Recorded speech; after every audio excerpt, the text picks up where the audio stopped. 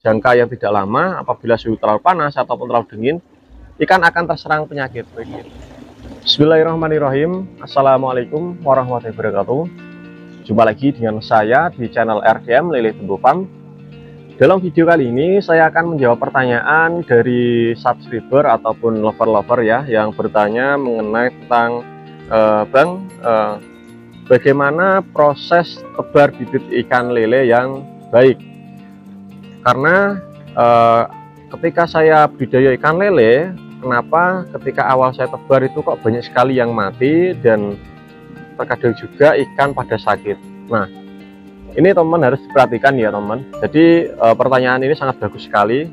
Nah, untuk teman-teman yang baru belajar dalam budidaya pembenihan ikan lele ataupun budidaya pembesaran ikan lele, sebaiknya teman-teman menonton video saya dari awal sampai akhir ya, supaya teman-teman tahu dan paham mengenai tentang cara awal tebar bibit ikan lele supaya ikan tidak sakit ataupun tidak terjadi trouble ya. Nah, langkah yang pertama yang harus teman-teman perhatikan adalah mengenai tentang persiapan kolam ya. Nah, tentunya dalam proses budidaya ikan lele, langkah awal ini teman-teman harus perhatikan. Ketika teman-teman budidaya ikan lele, pastikan kolam kita dalam kondisi yang bersih atau steril ya. Nah, mungkin teman-teman ada yang bertanya, bagaimana jika kolam saya itu kolam tanah bang? Nah, kalau kolam teman-teman itu adalah kolam tanah, saya sarankan teman-teman sebelumnya kalau sudah pernah dijadikan media tempat budidaya pembesaran, ini saran saya adalah kita ganti airnya, kita buang airnya atau kita kuras sampai total ya. Barulah kita isi air baru dan kita endapkan sampai beberapa minggu, karena dalam proses budidaya di kolam tanah itu akan jauh lebih lama prosesnya teman-teman apabila kita lakukan tebar bibit. Berbeda dengan kita menggunakan kolam beton, kolam terpal ya, itu akan jauh lebih mudah karena dalam pembersihan kita lihat sekilas itu akan terlihat ya dalam kasat mata kotoran dan juga kualitas air akan terlihat. Nah, selain dari persiapan kolam, yang berikutnya yang harus teman-teman perhatikan adalah mengenai tentang kualitas air dan juga suhu dan pH ya. Nah, untuk teman-teman, untuk hal yang kedua ini jarang sekali dari teman-teman yang baru belajar, mereka memperhatikan hal yang saya sampaikan tadi ya, mengenai tentang suhu air, pH dan juga kualitas air. Nah, ini sangat penting teman-teman harus perhatikan, karena ketika teman-teman tebar bibit apabila suhunya terlalu hangat maka ataupun terlalu panas, itu bisa mempengaruhi dari bibit ikan lele tersebut teman-teman ya. Bahkan tidak lama ataupun dalam jangka yang tidak lama, apabila suhu terlalu panas ataupun terlalu dingin, ikan akan terserang penyakit baik itu aeromonas ataupun jamur ya. Nah, yang berikutnya adalah kualitas air. Nah, meskipun suhunya itu sudah tepat, tapi kualitas airnya kurang bagus, itu juga akan mempengaruhi dari proses tebar bibit ikan lele kita ya teman-teman, karena itu bisa membuat ikan terkena jamur ataupun penyakit. Jadi kita harus memperhatikan antara kualitas air, suhu, dan juga pH. Nah, yang berikutnya adalah pastikan bibit ikan lele kita dalam kondisi yang sehat ya. Nah, untuk teman-teman, sering sekali saya sampaikan di konten saya ya, ketika teman-teman membeli bibit ikan lele, sebaiknya teman-teman belilah bibit di tempat atau datang ke lokasi secara langsung. Nah, itu dengan bertujuan supaya teman-teman tahu kualitas dari bibit ikan lele yang akan nantinya kita mau beli. Baik ikannya itu sakit ataupun sehat, kita tahu ya, dan bagaimana ukuran ideal, ukuran mungkin teman-teman kalau pemula tidak tahu ya, ukuran 35 itu berapa senti sih, untuk ukuran 46 itu berapa senti sih besarnya, dari seperti itu. Nah, dengan teman-teman datang ke lokasi, teman-teman bisa tahu dan bisa bertanya secara langsung ke tempat yang jual bibit ya. Pastikan yang didatangi itu adalah tempat pembenihan, bukan dari bakul ya. Berbeda dengan dari bakul. Kalau dari bakul mungkin mereka akan tahu, tapi berbeda dengan pelaku dari pembenihan. Jadi ada beberapa ilmu yang tahapannya itu berbeda teman ya. Jadi untuk pembenihan, bakul dan pembesaran itu ilmunya akan berbeda ya. Walaupun nanti teman-teman akan dijelaskan dengan cara yang hampir sama, tapi jelas akan berbeda ya. Nanti teman-teman coba perhatikan dan analisa bagaimana proses dalam cara dalam perawatannya. Nah, yang berikutnya adalah mengenai tentang proses tebar ya teman-teman ya. Ini yang mungkin ditunggu-tunggu oleh teman-teman ya. Bagaimana proses tebar yang tepat untuk bibit ikan lele? Yang pertama adalah pilih jadwal waktu yang tepat ya.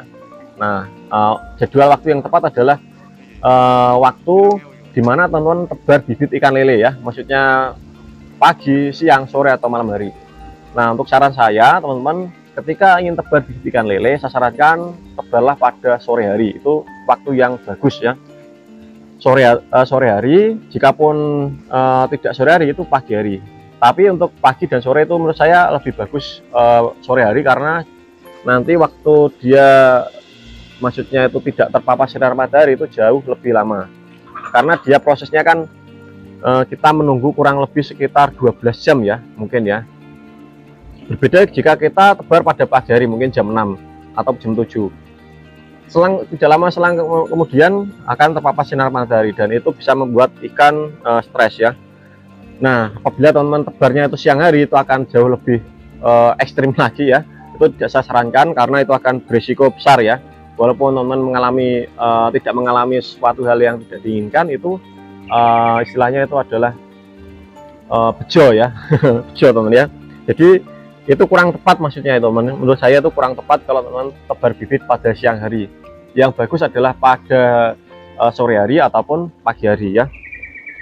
Nah, yang kedua mengenai tentang persiapan tebar adalah atur jumlah kepadatan. Nah, ini juga teman-teman harus perhatikan karena dalam proses budidaya ikan lele tingkat kepadatan ini menjadi kunci utama ataupun menjadi rahasia penting dalam proses budidaya ikan lele. Karena jika teman-teman tebarnya itu terlalu padat, nah ini menjadi sebuah resiko atau tantangan sendiri terhadap teman-teman ketika budidaya ikan lele.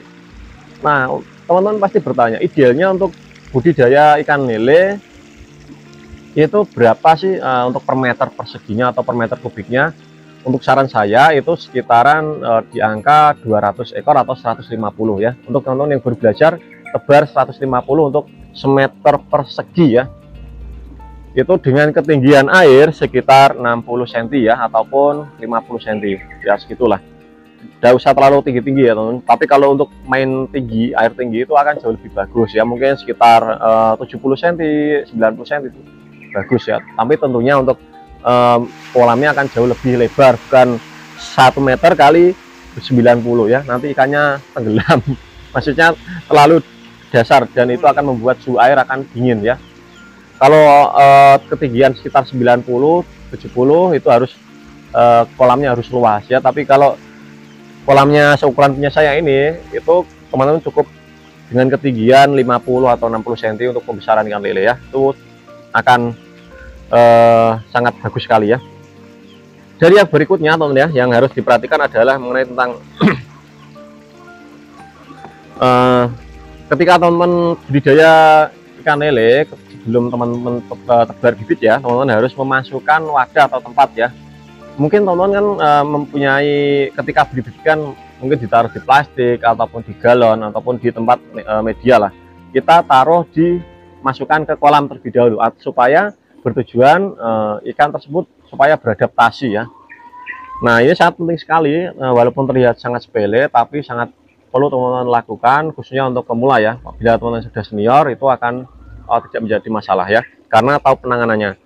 Nah, dalam proses adaptasi kita biasanya masukkan ke kolam itu sekitar, tidak usah lama-lama ya, mungkin sekitar 2 menit atau 3 menit ya, itu sudah cukup ya. Nah, yang berikutnya yang keempat adalah tuangkan media ataupun kita lepaskan bibit ikan lele secara perlahan ya, biarkan dia lepas sendiri. Kita buka penutupnya dan biarkan dia lepas sendiri ya. Jadi seperti itu, biar dia untuk adaptasinya itu akan lebih cepat ya. Jadi seperti itu teman ya.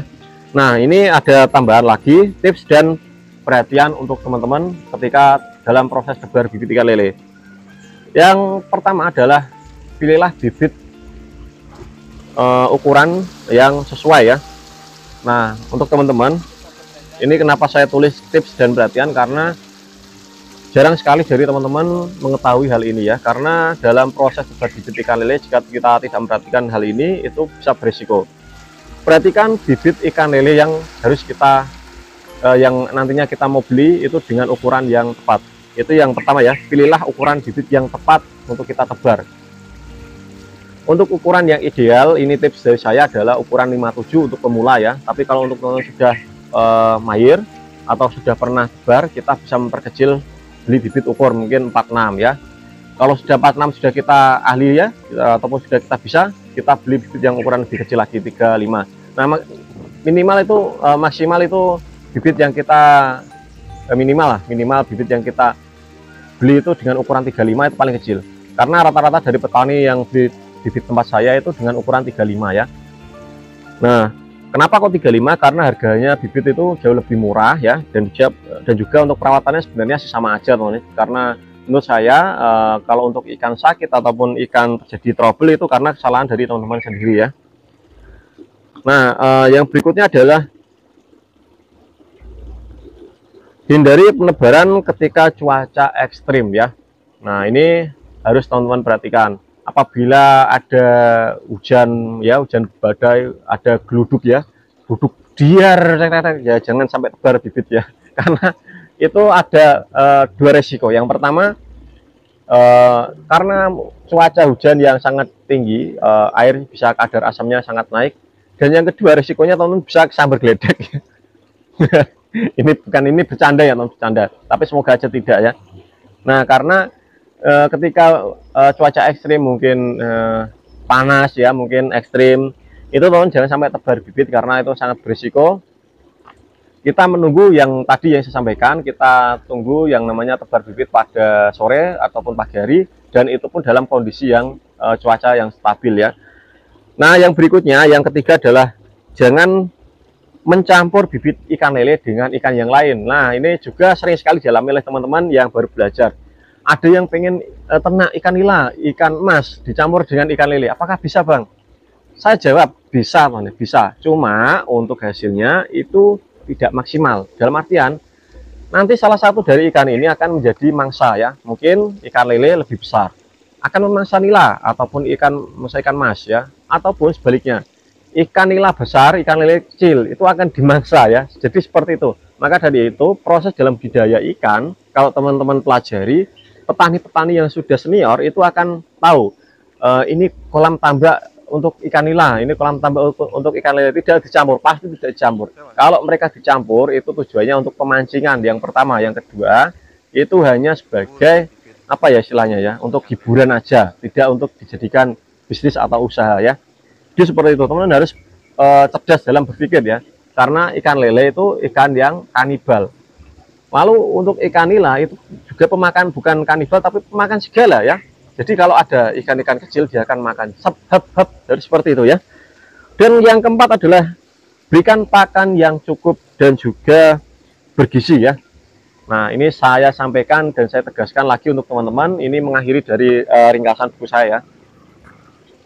Untuk teman-teman, pemberian pakan ini sangatlah penting sekali teman-teman perhatikan. Apabila teman-teman tidak memperhatikan dalam proses pemberian pakan ini mengenai tentang gizi, kualitas protein ya, ataupun jenis pakan yang sesuai untuk ikan lele, maka apabila teman-teman ingin berharap untuk usaha, saya sarankan teman-teman pelajari ya mengenai tentang pakan ini. Kita kasih sehari itu pakan 3 kali ya.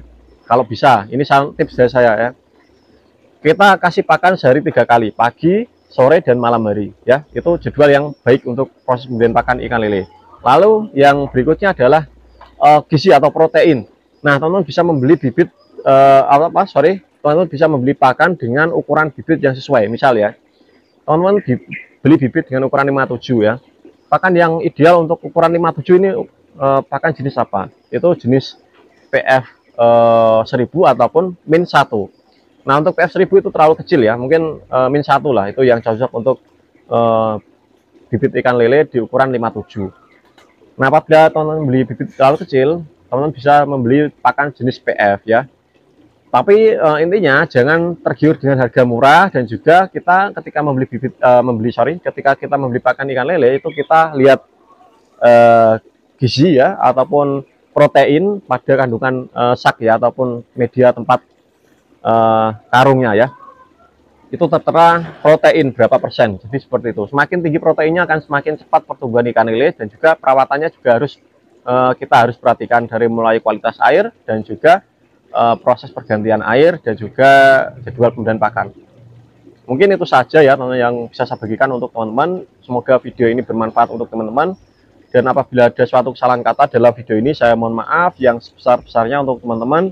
Video ini saya akhiri dengan kata Assalamualaikum warahmatullahi wabarakatuh. Salam tani ikan lele Nusantara, salam jas ya, sukses selalu untuk teman-teman. Dan saya mengucapkan terima kasih yang sudah menonton video saya dari awal sampai akhir ya. Apabila teman-teman sudah share ke media sosial teman-teman ya, saya juga sangat-sangat mengucapkan terima kasih untuk teman-teman ya. Next video saya akan menjawab pertanyaan dari teman-teman yang sudah berkomentar atau menanyakan tentang budidaya ikan lele. Oke, terima kasih. Assalamualaikum warahmatullahi wabarakatuh ya.